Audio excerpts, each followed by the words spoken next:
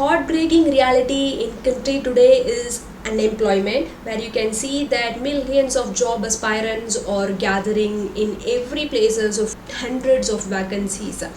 So the recent incident where the job stampede happened in Mumbai airport in the Air India's vacancy for 2,200 jobs, where 25,000 gathered, creating a jostling among the crowd. And also in Gujarat, for nearly 10 job vacancy, 1,800 people gathered. In India today, more than 50% of the people are of the age 25 and above, what we called as youth bulge. This is called as a working population currently that we are having in India, similar to 1950s of Japan and 90s 80s of China.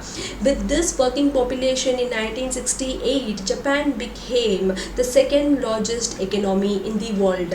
But with the same population in India today, 78% of these people lack skills, 80% of the graduates are jobless, 80% of the engineers are not up to the bar skilled, and 93% of the MBA graduates are unemployable. If these candidates, if this working young population is going to get a meaningful job perspective according to their skill, or after enriching their skill, the per capita income of India is going to increase, with turning this youth bulge into a demographic dividend. But unfortunately, if this youth wave is not going to get any specific job or a decent income, this youth wave will suddenly turn into a ticking time bomb, creating a frustrated youths who are going to create social and political unrest to remaining population. India is a capital intensive market which primarily depends mostly on machines than workers. So a shift in this perspective will create more jobs for Indian jobless youths. Let's get into this video to discuss that briefly. Prepare youth for job market. A traditional approach while dealing with this enormous youth wave is to create more jobs from the supply side to meet that demand. So the 2007 World Development Report, Development and the Next Generation, lays out the policy agenda with three lenses called as opportunity, capability and second chances. Opportunities: by providing basic skills and secondary and tertiary education, we can create the opportunity for this youth population. And second thing, after giving the particular and necessary information and sources, these youth population create that capability to seize the opportunities that are provided to them. Third one, second chance. A second chance is very much important for everyone in their life, because we are all human beings, we are going to make mistakes. In that sense, for example, if they are not able to seize that opportunity or develop that capability, for example, they dropped out of the education or had got any communicable diseases, it is okay to provide them a second chance to restart their career, restart their economic and personal lives, so that this second chance of services and information will help them restart their life once again without any regret from their own side. In this basis, the supply side job crisis will definitely be eradicated. Demand for labor service. The shift in demand should promptly be monitored with the change in accordance with the country's economic structure, which means that the countries like Korea and Vietnam has successfully created numerous job aspects for its youth population. How they created it? First, they moved high wave of employment opportunity from agriculture to the manufacturing sector. Second step, they moved from manufacturing to the service sector. And the third step, most of the migration happened from the rural to the urban countryside, which means that the shift should happen promptly from the agriculture to the manufacturing to the service sector, which has been happened in Indian service sector, because the whoever worked in the agriculture, they just send their next generation people directly to the IT sector, service sector. Service sector is completely based on one's skill, not on how much work you do.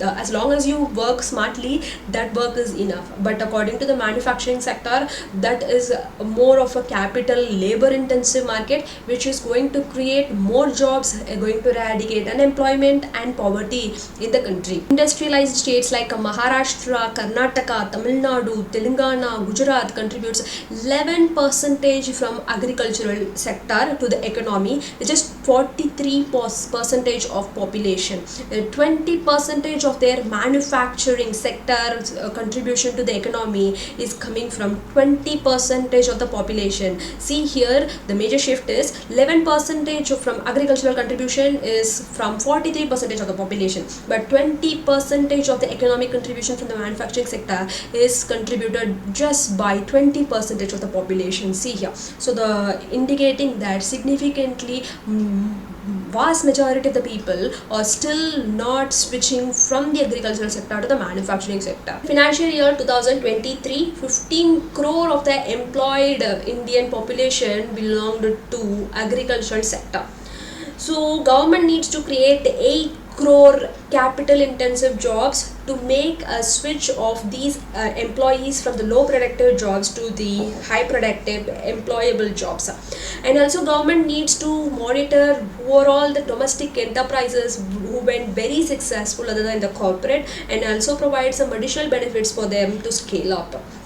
By creating this broad segment of activity, government is going to provide all the employees, regardless of their skills, a job, which is very unlikely in the service sector, where service sector is primarily benefit from the skilled employable labor, where this manufacturing sector is going to provide a job to every people regardless of their skills, so that everyone will have job with them, so that they can run their own life. No government steps.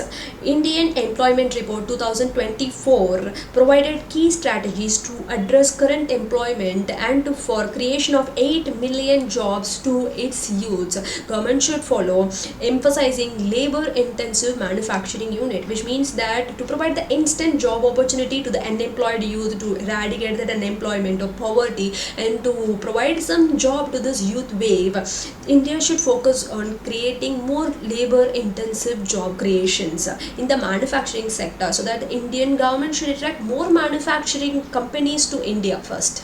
Supporting emerging modern sectors.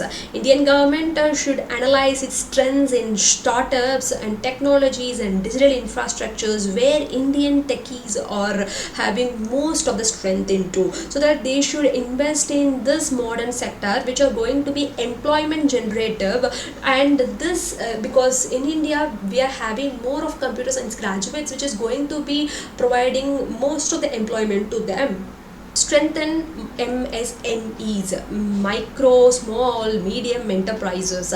So the developed countries have corporate with them. They are going to manage the city's growth, but underdeveloped city is only having MSME with them. Government should provide financial support to these MSMEs and also decentralize their approach for the crucial job creation and for them to assess the market whenever and wherever they want.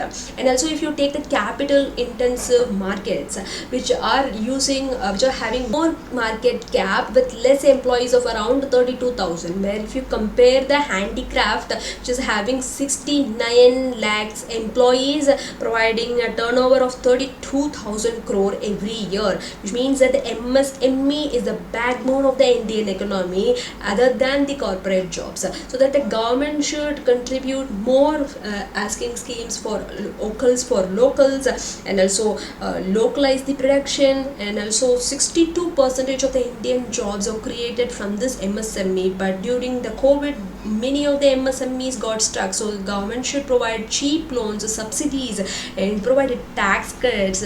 Other than providing it for the FIIs, also they should provide for their own MSMEs for a good job production for its local youth. invest in green and blue economy. So government should promote investments in the green economy and the ocean based resource activity in the blue economy, which is going to create a sustainable job opportunity, and also the growth from these sectors are sustainable and resilient throughout the economical growth.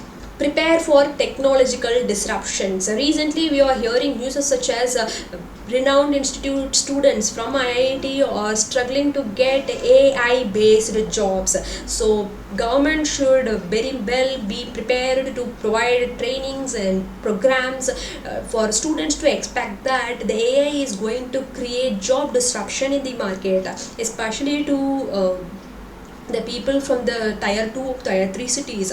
This is going to be very challenging, and the government should also provide training and necessary skills to its youth population, and not to be worried that this skill is going to be extremely competitive, so that once you acquire it you can easily handle the AI. Also boost the economic structure once you learn this disruptive technology.